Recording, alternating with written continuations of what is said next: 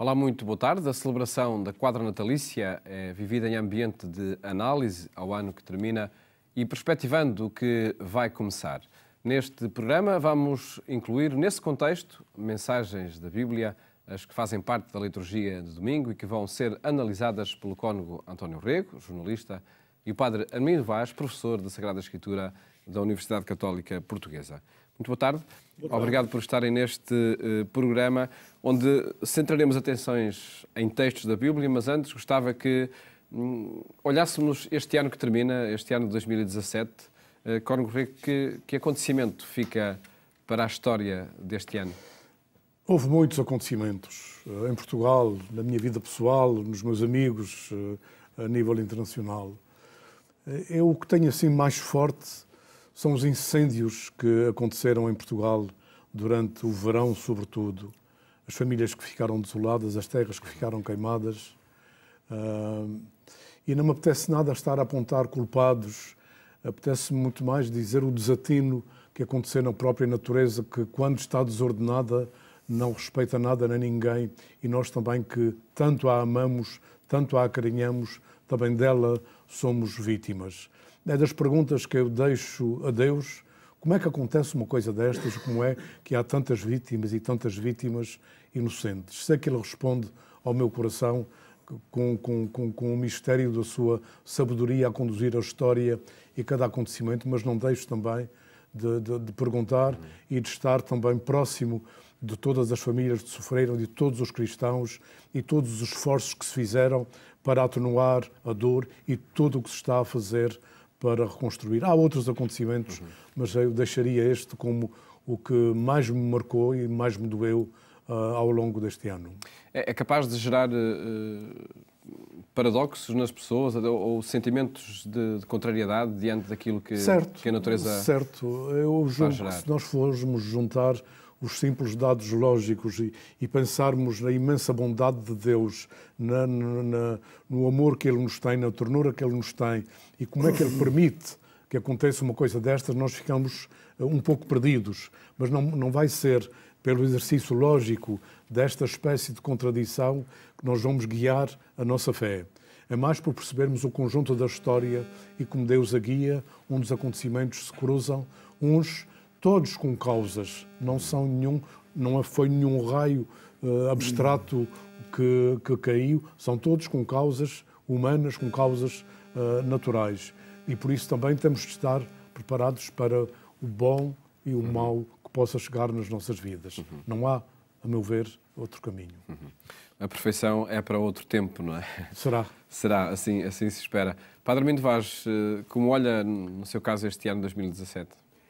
Também eu me senti muito tocado, profundamente tocado pelos incêndios nos dois momentos, em junho e em outubro, até porque o de outubro aconteceu precisamente na celebração da nossa madre fundadora, Santa Teresa de Jesus, Santa Teresa de Ávila.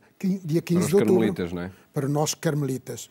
Dia 15 de outubro nós estávamos a celebrar e quando celebrávamos a Eucaristia com solenidade e alegria, ainda nem imaginávamos o que ia começar a acontecer logo a seguir pela tarde adentro e até avançando para o dia 16. Senti-me muito tocado, sobretudo pela perda de vidas e pelas famílias que foram atingidas com a morte dos seus entes queridos. Nós estamos aqui a celebrar a festa da Sagrada Família neste ambiente de ternura do presépio e do Natal.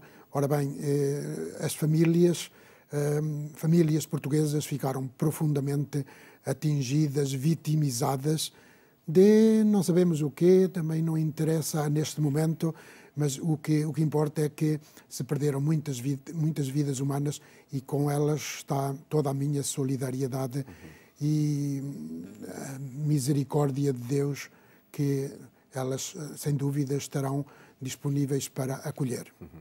De facto, um acontecimento marcante deste ano que enfim, pinta em tons de cinza todo o ano e sobre os quais também os próprios textos da Bíblia podem deixar perspectivas e podem iluminar os sim, acontecimentos. sim, não é? sim. O Padre Armindo Vaz referia esse ambiente de ternura da Sagrada Família que se celebra, festa que se celebra neste domingo e cujos textos da liturgia nós vamos agora analisar.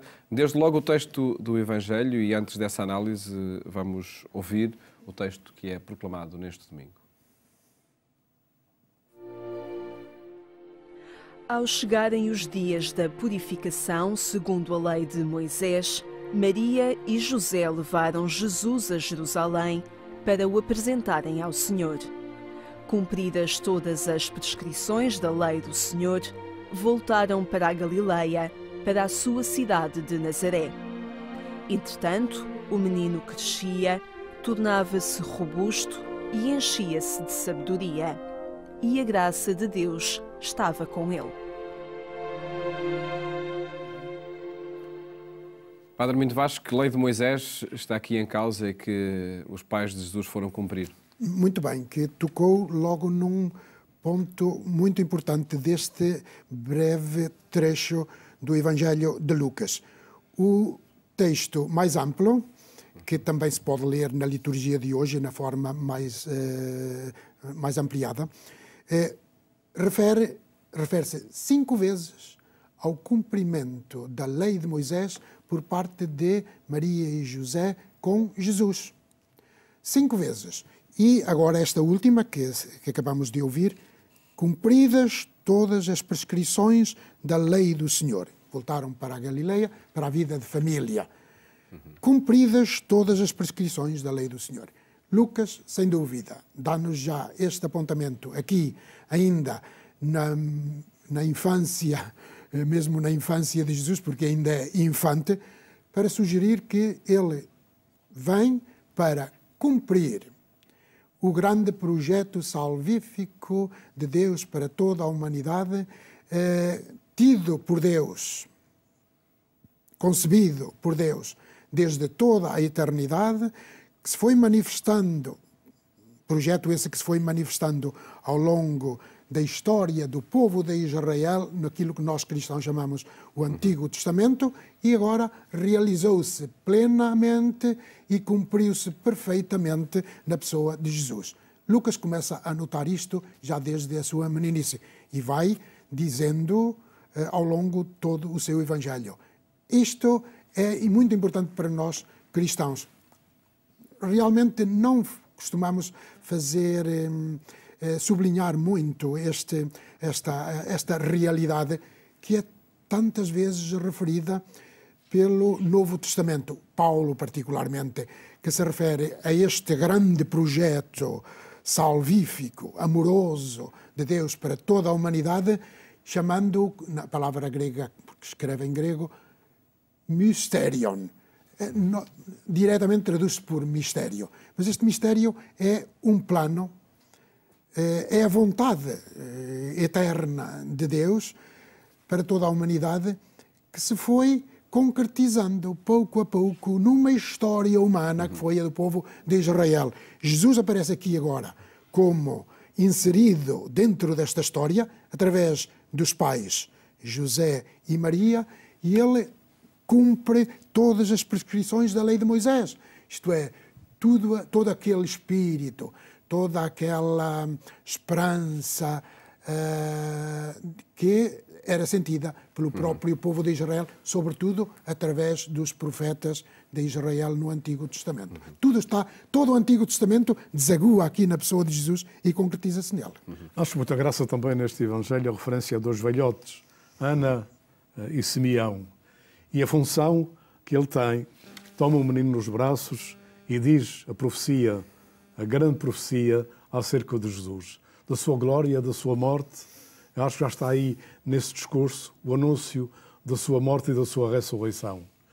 Ele vem para isso e é nos braços de Simeão, nos braços de um homem, que nós ouvimos o projeto que Deus traz em Jesus. E também o papel de Ana neste todo. E o facto de aparecerem 2 pessoas idosas nesta sentença, eu acho que é muito importante, porque acho que o tempo de hoje precisa ouvir outra vez a sabedoria das pessoas idosas, daquelas que têm uma experiência da vida, mesmo religiosa, uma experiência de Deus e que são capazes de transmitir isso a outras gerações. Já são frágeis no seu corpo, mas ainda têm força nos braços para suportar esse menino e sobre ele proferir essa profecia de sofrimento e de redenção. Nós dizemos muito aos idosos, na nossa aprendizagem, foram eles que trouxeram também nos braços a tradição da nossa fé e a fizeram passar de geração em geração. Poderão não saber de uma forma muito técnica explicar os mistérios, mas sabem de uma forma existencial, que passou pelas suas vidas como crianças, como jovens, como casados, como pais, como avós, e que chega à nossa vez de receber esse dom. Eu acho que devemos ser dignos também dos nossos avós, dos nossos idosos, e que em Ana e Simeão nós vejamos a dignificação desse grande lugar na história. Porque, e aplico aqui ao nosso tempo, há um grande pecado do nosso tempo que é deitar fora os idosos, que é considerá-los inúteis e que a sua sabedoria é apenas nostalgia. Não é. Não é. É uma experiência acumulada e uma passagem de testemunhos de que eles foram portadores e que hoje estão capazes também de dar a novidade ao mundo que é novo. Porque a novidade dos idosos é uma novidade para o mundo novo. Diria que basta ter a disponibilidade para os ouvir, para confirmar que tudo isso se confirma. E a presença também de Simeão e Ana neste quadro que o Evangelho nos apresenta, centra o acontecimento do Natal na família? Com certeza, com certeza. Eles são família, estão ligados. Ao cumprimento de uma lei pelos pais de Jesus, mas também depois outros personagens. Executam com perfeição uma lei e fazem um anúncio extraordinário. Tudo se dá no plural. Não há aqui ninguém isolado nesta cena e este plural é o encontro familiar. Os outros textos que se escutam nas Eucaristias, tanto a primeira como a segunda leitura, estão nesse ambiente familiar. Desde logo o livro de Ben Sirá, capítulo 3º, a primeira leitura é daí retirada, começa com esta frase: Deus quis honrar os pais nos filhos e firmou entre eles a autoridade da mãe. É mais do que um jogo de palavras, acredito, o que esta frase quer dizer. Este Ben Sirá, este autor do século II a.C., está a viver numa situação política e social que é uma situação de crise profunda do povo de Israel. O ímpio rei Antíoco Epifanes está a querer transformar a história e a sociedade do povo de Israel, tirando-lhe, por assim dizer, a religião própria para o empapar, para o impregnar da religião helenista grega, aquilo que os israelitas chamariam uma religião pagã. Para isso, e como forma de reagir a essa crise suscitada pelo paganismo, Ben Sirá apela aos grandes valores humanos, aos valores da família e da grandiosa tradição do povo de Israel. E, concretamente, aponta para os valores a praticar dentro da família. Quando Ben Sirá diz isto, Deus quis honrar os pais nos filhos, ele está a sugerir que os filhos são uma continuidade da honra de Deus aos pais. Ou seja, os filhos aparecem aqui como mediadores da honra, quase da veneração, da honra de Deus aos pais. Os filhos são como que o prolongamento da eternidade ou da imortalidade dos pais. E o texto centra-se precisamente insiste naquilo que os filhos deveriam fazer relativamente aos seus pais idosos. Filho, ampara a velhice do teu pai e não o desgostes durante a sua vida. Tu que estás no vigor da vida. Ou seja... Parece um discurso para os dias de hoje, não é? Para uma sociedade urbana do isso consumo. Isso que acho muito bonito. Com toda a atualidade. Um texto com mais de 2000 anos e que toca na essência da relação humana dos pais e dos filhos, digamos que o psicólogo do nosso tempo, mais com os valores mais modernos sobre a relação humana e familiar, vai encontrar uma inspiração aqui. Já está aqui. Isto não foi inventado. E há uma outra coisa que gostava de dizer. É que isto não é uma lei que se sobrepõe à natureza. Ela vai por dentro da natureza. Isto está inscrito em nós. Nós não somos legisladores, nós não somos nós que decidimos isto. Nós, quando nascemos, já trazemos essa escritura dentro de nós próprios. A natureza já as transpõe. E já as vemos aqui, neste tempo atrás, como ela passa neste livro de Ben Sirá de uma forma tão linear que, bem tirado, podia dizer-se que foi escrito por um grande poeta do nosso tempo, ou por um grande humanista, ou por um grande pai de família, nesta continuidade que há dos valores perenes da família e da humanidade, onde o amor desempenha um papel essencial, nuclear. Sem o amor familiar não se entende nada do que está aqui. Será, por certo, um texto para os encontros familiares destes dias? Exatamente. Uma crónica de diálogos à lareira que podem surgir a partir deste Vivam texto. assim que está sem certo. Dúvida, sem dúvida.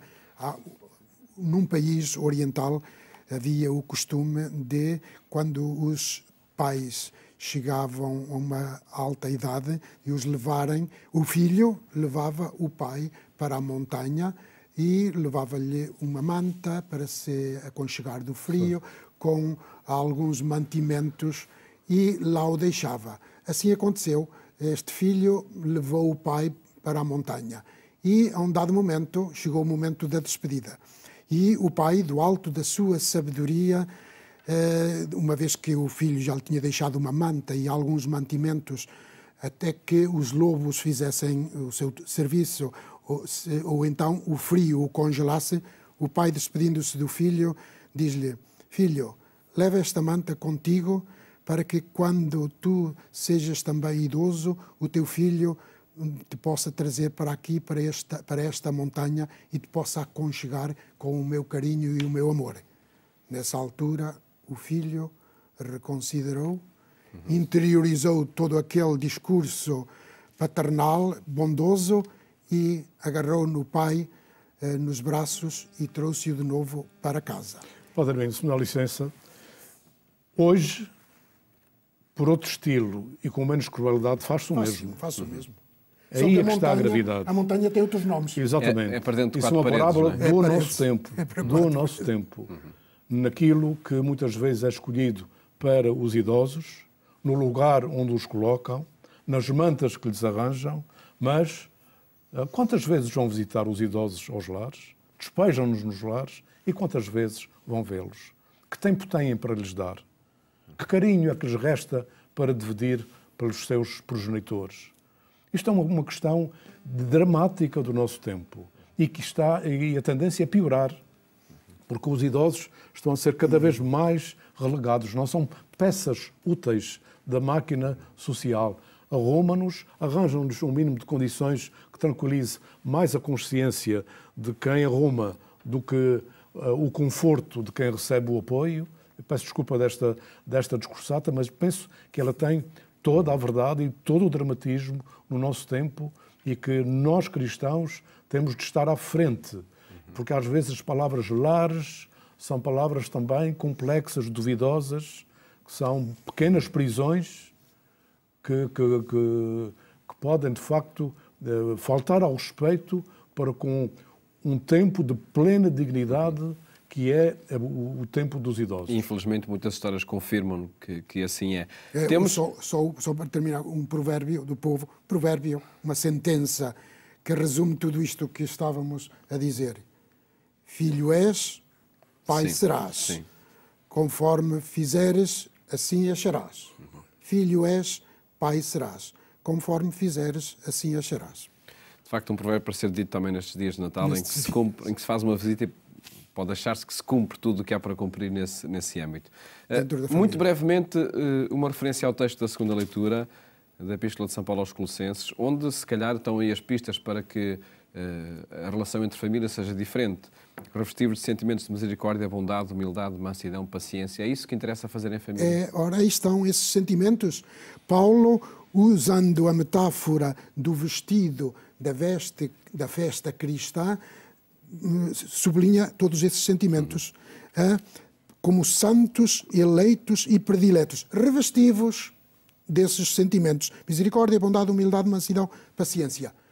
Uma veste, para Paulo, é uma veste que Paulo diz, por cima de tudo, dessas vestes todas, que são feitas de sentimentos de misericórdia, bondade, humildade, etc. Por cima de tudo, revestivos, vestivos, cingivos, apertai-vos com a caridade, que é o cinto que as une e prende à perfeição. Assim poderíamos traduzir esta frase que se costuma entender como revestivos da caridade, que é o vínculo da perfeição.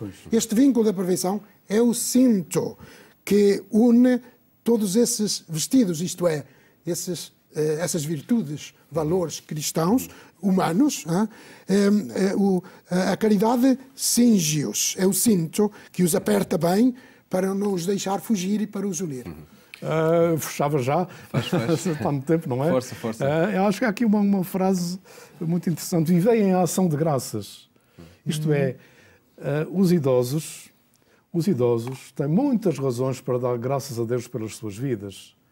Eles tiveram grandes experiências, grandes dons, deram muito aos outros também, aprenderam muito, e raramente se vê a idade do idoso como a idade da gratidão. E aqui também, vivei em ação de graças e que habite em vós a palavra de Cristo. Eu sou muito sensível a dar graças a Deus. Nós pedimos... E no fim do ano nada... E enfim, somos, às vezes, menos teimosos em dizer muito obrigado, Senhor, por aquilo que me concedeste a mim e aos outros. Não individualizar em excesso, mas eu creio que a idade idosa é uma idade de grande gratidão pela vida, primeiro, pelos perigos, pelas graças que foram dadas, por aquelas que foram expressas, por aquelas que foram dadas em silêncio, pelos exteriores e pelos interiores. Temos todos montanhas de razões para agradecer a Deus a nossa respiração. Ficam esses sentimentos para estes últimos dias do ano e também para o que se vai iniciar. E felicidades para o novo ano de 2018. Bom ano. Bom ano. Muito obrigado por terem estado aqui no programa Eclésia. Siga a nossa edição rádio mais logo, quando forem 22h45, na Antena 1.